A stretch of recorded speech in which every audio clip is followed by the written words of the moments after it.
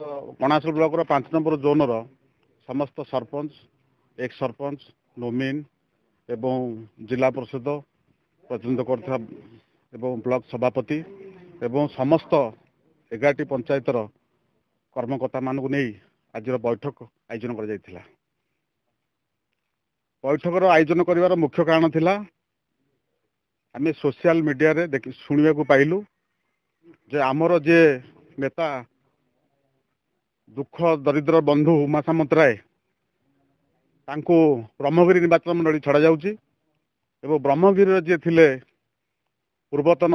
विधायक से सत्यवादी आसुंती से परिप्रेक्षी बैठक आयोजन कर विश्वास और अविश्वास कथा उठुची ये संगठन ये विशाल संगठन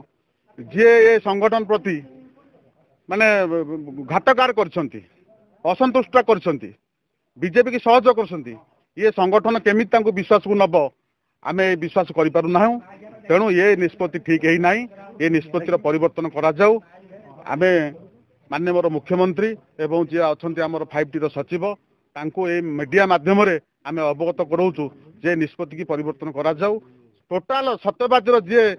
आपण मानकु शंख चिन्ह 2019 रे जितैथिले समस्त कर्मकर्ता को डाकी आलोचना करा जाऊ ये निष्पत्तिर परिवर्तन करा जाऊ।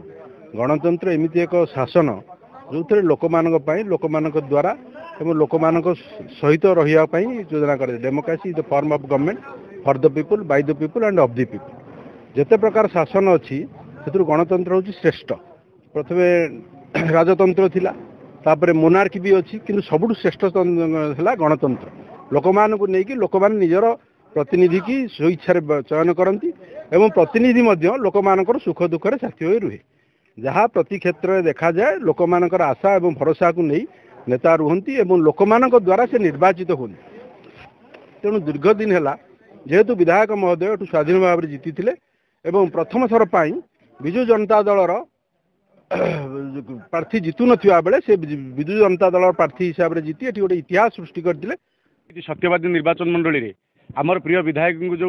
हठात गोटे निष्पत्ति ने जाइए ब्रह्मगिरी पठिया जाइए एवं ब्रह्मगिरी पूर्वतन विधायक को एठिक आनी स्थापन करा जाइए या द्वारा सत्यवादी रे गोटे विभ्राटर स्वर सृष्टि होती तेणु माननीय मुख्यमंत्री को आम निवेदन करुचु जदि दलर किसी